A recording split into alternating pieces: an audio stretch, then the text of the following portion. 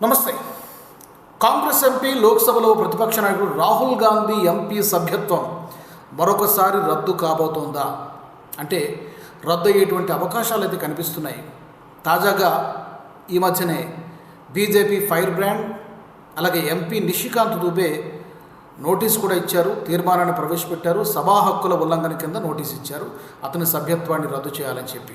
ఇంకా ఎలాంటి నిర్ణయం తీసుకోలేదు. రీసెంట్గా మరొక బీజేపీ నాయకుడు కేంద్ర మంత్రి కిరణ్ రిజిజు చాలా ఘాటైనటువంటి వ్యాఖ్యలు చేశారు రాహుల్ గాంధీ పైన. రాహుల్ గాంధీ నేషనల్ సెక్యూరిటీకి చాలా ప్రమాదం, జాతీయ భద్రతకు రాహుల్ గాంధీ లాంటి వ్యక్తి చాలా ప్రమాదం. దానికి ఆయన కొన్ని కారణాలను కూడా చెప్పారు. దేశ వ్యతిరేక శక్తులతో చేతులు కలుపుతున్నారు రాహుల్ గాంధీ. యాంటీ భారత్ ఎలిమెంట్స్తో, భారత్కి వ్యతిరేకంగా పనిచేసేటువంటి సంస్థలతో, వ్యక్తులతో కలిసి రాహుల్ గాంధీ పనిచేస్తున్నారు. ఇది చాలా చాలా ప్రమాదం. ఒకవైపు పార్లమెంటు జరుగుతూ ఉంటే ఈయన సీక్రెట్ ఫారెన్ టూర్స్ ఏంటి, ఇది చెప్పాలి. సరే, ఫారెన్ టూర్స్ వెళ్తున్నారు, అక్కడ ఎవరెవరిని కలుస్తున్నారు, ఎందుకు కలుస్తున్నారు, ఎందుకు గోప్యంగా ఉంచుతున్నారు, ఇవన్నీ కూడా చాలా అనుమానాలను రేకెత్తిస్తున్నాయి. రాహుల్ గాంధీకి భారత వ్యతిరేక శక్తులతో, వ్యక్తులతో, సంస్థలతో సంబంధాలు ఉన్నాయనేది కిరణ్ రిజిజు గారి ఆరోపణ. కాబట్టి నేషనల్ సెక్యూరిటీకి రాహుల్ గాంధీ ఒక పెద్ద థ్రెట్. వేర్పాటువాదులతో కలుస్తున్నారు, మావోయిస్టులతో కలుస్తున్నారు.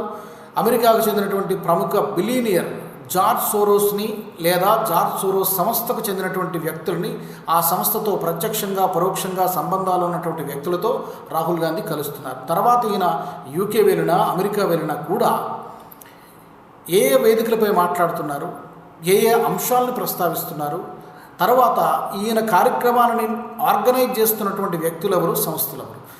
ఓపెన్ సొసైటీ ఫౌండేషన్ జార్జ్ సోరోస్కి చెందినటువంటి సంస్థ. జార్జ్ సోరోస్ గతంలో చాలాసార్లు మాట్లాడాడు, మోదీ ప్రభుత్వాన్ని గద్దెదించడానికి నేను ఎన్ని కోట్ల రూపాయలైనా ఖర్చు పెడతానని చెప్పి ఆయన మాట్లాడారు. అంటే భారతదేశంలో రెజీమ్ చేంజ్ కోసం కుట్ర జరుగుతోందనేటువంటి వార్త ఎప్పటి నుంచో ఉంది. దానికి టార్గెట్గా రెజీమ్ చేంజ్ కోసం పనిచేస్తున్నటువంటి వాళ్ళు డీప్ స్టేట్తో పాటు డీప్ స్టేట్తో అసోసియేట్ అయ్యి ఇతను కూడా జార్జ్ సోరోస్ కూడా ఉన్నాడు. కాబట్టి భారతదేశంలో ప్రభుత్వాన్ని అస్థిరపరచాలనుకున్నటువంటి వ్యక్తులతో రాహుల్ గాంధీకి ఏం పని, ఇది కిరణ్ రిజిజు గారి ప్రశ్న. దేశ వ్యతిరేక శక్తులతో చేతులు కలిపే ఆయన నేషనల్ సెక్యూరిటీకి చాలా పెద్ద థ్రెట్. తర్వాత స్పీకర్ గారిపైన, లోక్సభ స్పీకర్ ఓం బిర్లా గారిపైన అవిశ్వాస తీర్మానాన్ని ప్రవేశపెట్టాలనుకున్నాయి ప్రతిపక్షాలు. ఏ బేస్ మీద ప్రవేశపెట్టాలనుకున్నాయి. తర్వాత ఆయన వైఖరి, ఆయన బిహేవియర్, కన్నుగొట్టడము, కౌగిలించుకోవడము, వెకిలి చేష్టలు చేయడము, ప్రహ్లాద్ జోషి లాంటి బీజేపీ నాయకులు చెయ్యబట్టుకొని లాగడము, అంటే ఒక ప్రతిపక్ష నాయకుడికి ఒక హుందాతనం ఉండాలి, సభా నియమాలను గౌరవించాలి.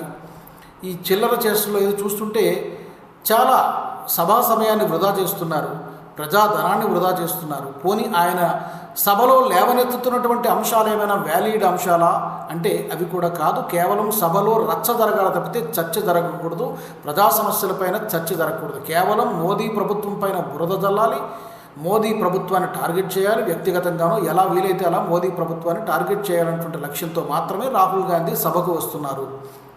ఇది మంచి సంప్రదాయం కాదు.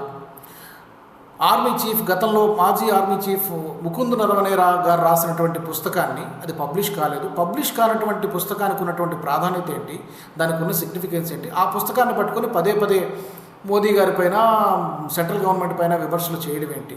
ఇప్పుడు పెంగ్విన్ తప్పు పట్టింది, అది ఇంకా పబ్లిష్ కాలేదు, ప్రింట్ కాలేదని చెప్పి అదే విషయాన్ని ముకుంద్ నరవణే గారు కూడా చెప్పారు. పుస్తకం రాసిన ఆయన ఖండించారు, పబ్లిషింగ్ సంస్థ కూడా ఖండించింది. మధ్యలో మరి ఎవరు అబద్ధం చెబుతున్నట్టు?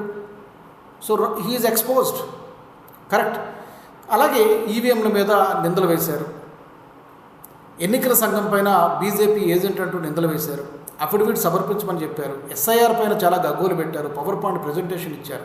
అంటే రాహుల్ గాంధీ గారు తీసుకుంటున్నటువంటి అంశాలు, గతంలో తీసుకున్నటువంటి అంశాలు కేవలం ఏంటంటే ఆధారాలు లేకుండా ఆరోపణలు చేస్తున్నారు. వాటికి ఆధారాలు లేకపోతే ఆ ఆరోపణలకి అర్థం లేదు. నిరూపించండి, కోర్టులు ఉన్నాయి, చట్టాలు ఉన్నాయి, ఈడీ ఉంది, సిబిఐ ఉంది, ఇన్ని ఉన్నాయి. కాబట్టి నిరూపించగలిగితేనే ఆరోపణలు చేయండి, నిరూపించలేకపోతే సైలెంట్గా ఉండండి. కాబట్టి రాహుల్ గాంధీ వ్యవహార శైలి నేషనల్ సెక్యూరిటీకి చాలా పెద్ద థ్రెట్ అని చెప్పి కిరణ్ రిజిజు మాట్లాడారు. దేశ చరిత్రలో ఎప్పుడు కూడా రాహుల్ గాంధీ లాంటి లీడర్ ఆఫ్ అపోజిషన్ని, ప్రతిపక్ష నాయకుడిని నేను చూడలేదు. కాబట్టి పార్లమెంటు సమావేశాలు జరగనివ్వకూడదనేటువంటి ఉద్దేశంతోనే కాగితాలు విసిరేయడం కానివ్వండి, నినాదాలు చేయడము, ప్లకార్డులు పట్టుకోవడం, ప్రధానమంత్రి మోదీ గారు సభలోకి వస్తుంటే మహిళా ఎంపీలను ఉసుగొల్పి అతని మీద భౌతికంగా దాడి చేసేటువంటి ప్రయత్నం చేయడం అంటే ఇది ఎక్కడ సాంప్రదాయం? ఇలాంటి లీడర్ ఆఫ్ అపోజిషన్ నేను ఎక్కడా చూడలేదు. భవిష్యత్తులో ఎప్పుడూ కూడా ఏ దేశానికి ఉండకూడదని చెప్పి కిరణ్ రిజిజు చాలా ఘాటుగా వ్యాఖ్యలు చేశారు.